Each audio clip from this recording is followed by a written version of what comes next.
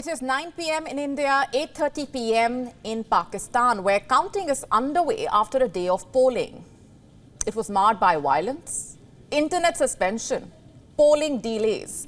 That's just a short summary of how the day unfolded in Pakistan. And to dissect those developments for us and to get us the latest from on the ground, with us on the broadcast is our Pakistan Bureau Chief Anas Malik, who has been closely monitoring the elections and how the day has unfolded for the people of Pakistan and the way in which this election will determine the fate of the people of the country. Let's go straight across now to Anas Malik, who's with us. Anas, first things first, describe for us what the early trends are indicating at this point. What are you picking up?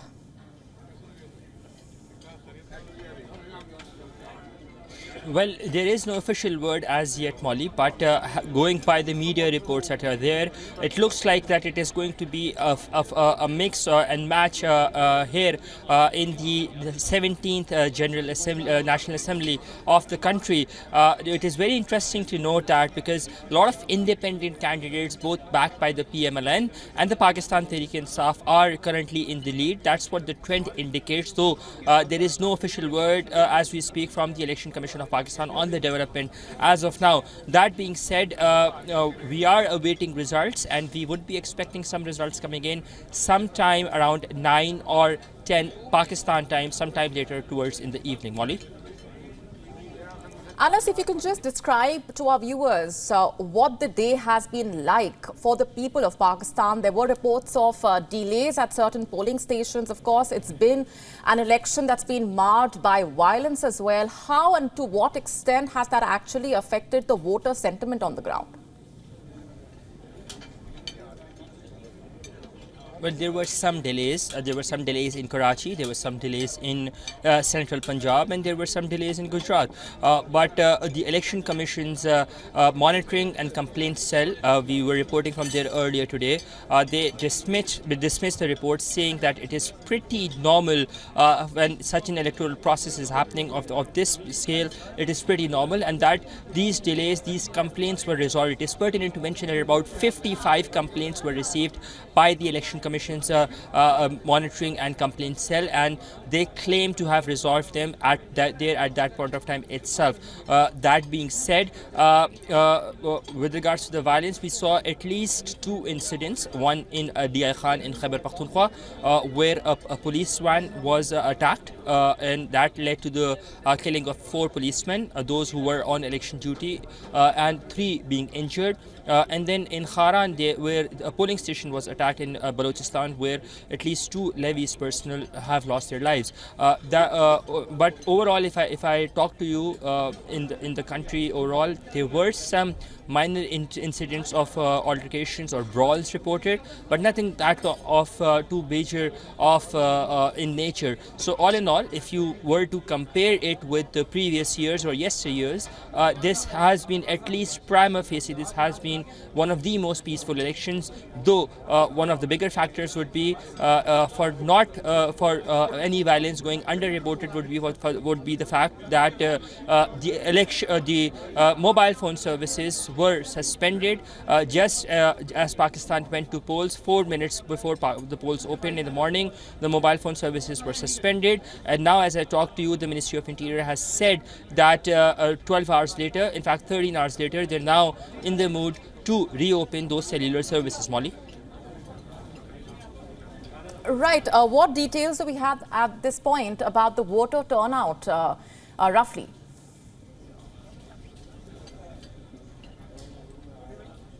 Well, the turnout is still, the official word on the turnout is yet awaited as I talk to you.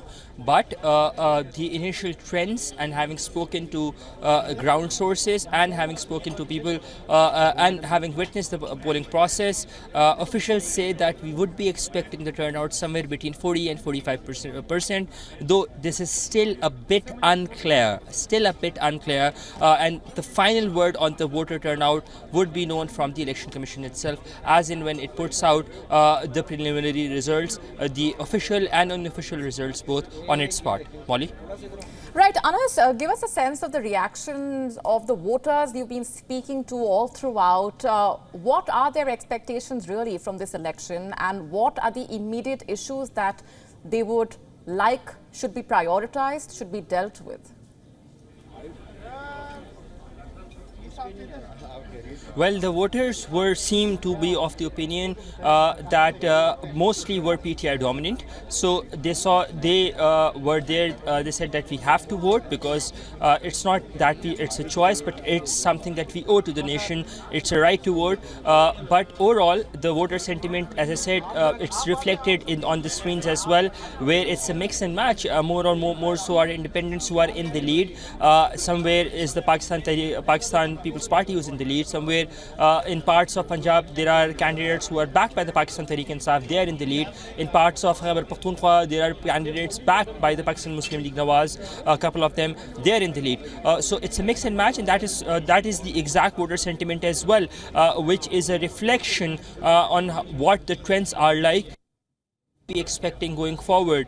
Now, it is also pertinent to mention over here that this kept away was being turnout, but people did turn out.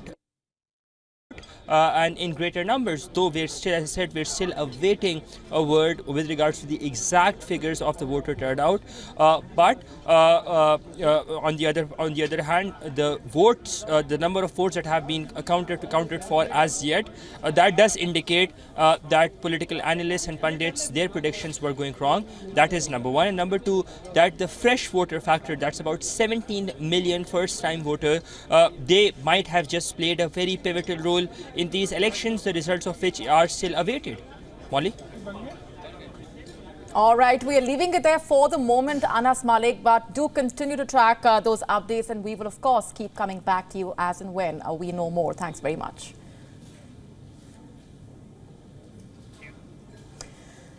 All in all, an important day for Pakistan, to say the least. 128 million voters, 5,000 plus candidates, 167 political parties, 90,000 plus polling booths.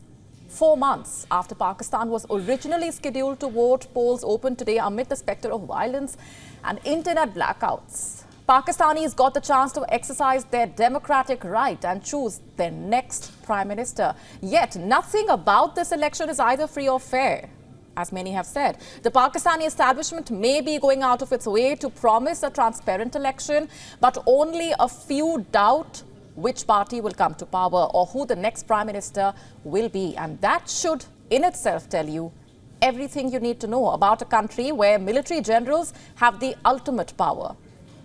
The truth is this: the polling today was marred by violence as well as pre-vote rigging. It is estimated that there was a voter turnout of 40 to 45%. That's just the estimate, as we've been discussing. It shows how fear, confusion, dismay, anger made the elections in the country a very, very difficult exercise. At least 3 bomb blasts took place. Today, at least 9 people were killed in these militant attacks. In Khyber Pakhtunkhwa's city, Dera Ismail Khan, 5 policemen were killed in a bomb blast and firing on a patrol. Another person died in firing on security forces vehicle in Tank, about 40 kilometers to the north. Meanwhile, in Balochistan, a soldier from a civilian force was killed. 10 others were injured in over a dozen blasts that was caused by grenades or improvised explosive devices. 2 children also died in a blast outside a women's polling station. And just yesterday, Balochistan province was rocked by 2 deadly blasts, like we told you. At least 28 people lost their lives in these explosions. The Islamic State claimed hand in these attacks. In the past week itself, more than 24 attacks have been carried out here. Almost 80% of the province's polling stations have been declared sensitive. These bombings came despite the deployment of tens of thousands of police and paramilitary forces. In the aftermath of yesterday's bombings, what was Pakistan government's response to the problem, you ask? It was to cut the internet and suspend the mobile phone services. In fact, Pakistan's Interior Ministry ordered the temporary suspension. They said it was to maintain law and order. But make no mistake here, law and order in the country had already collapsed. Let's not forget, Pakistan was already facing digital censorship in the months leading up to the polls. And today, the internet blackouts and mobile phone disruptions only made matters worse by creating chaos. Many voters said that they could not book taxis to go and vote. Others complained they could not talk with their family members. There is no communication with anyone. We cannot contact anyone. There seems to be no reason for the shutdown of mobile phone services. Because of the closure, everyone is facing problems. It needs to be restored immediately. Believe me, it has been a great nuisance, a big inconvenience since the morning. We have been standing in this line for almost 2 hours now. There are no lists like previous elections. They are sending voters here and there, sometimes to booth number 8, sometimes to number 3. It is total chaos, and on top of that, they have shut the mobile phone services, which is an additional headache. This has never happened before. It's the first time this has happened. Now, the thing is, this is not new. The country has in the past cut internet services many times. They do this to control the flow of information. But a shutdown of this extent is unprecedented, especially during an election. And still, the people of Pakistan made what can only be described as a perilous journey to cast their vote. I would appeal to all, especially the youth, who number around 70 million and who have to decide about their future. They should come out to vote and contribute their share in the country's progress.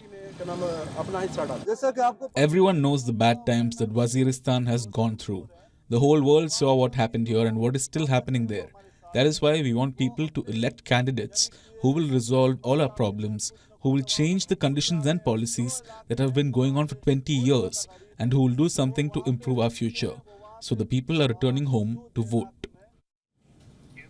And what's more, polling delays also caused inconvenience to the people. At one polling booth in Karachi, the officer did not even start polling until 11 a.m., 3 hours after the scheduled time. As more and more people complained of delays, the Election Commission reportedly extended the polling time in certain centres. Mohsin Dawar, a candidate from North Waziristan, which is a hotbed of Islamist insurgents in northwest Pakistan, even wrote a letter to the Election Commission. He complained about how some polling stations in his constituency were being taken over by the local quote-unquote Taliban. He said that the Taliban were threatening polling staff and locals. That's what he said. This is Pakistan's true face, it seems. There's the resurgent terrorism, severe economic stress, worsening border tensions with Iran and Afghanistan, and record levels of public skepticism about the government's ability to fix any of these real problems. And further, thanks to the relentless crackdown on the most popular leader, Imran Khan, and his party PTI, the farce that is these elections lay exposed. The internet suspension today will hurt the PTI most, with their leader and most of the party leaders in jail. Their entire campaign was basically online, so it's not surprising. In the run-up to the polls, the media reported a near-blanket ban on their ability to cover candidates from PTI fairly. Reports say news channels in Pakistan also received messages from the Pakistan Army ordering them to remove all references to the PTI in their coverage. The crackdown on the PTI had already raised questions about the legitimacy of the elections.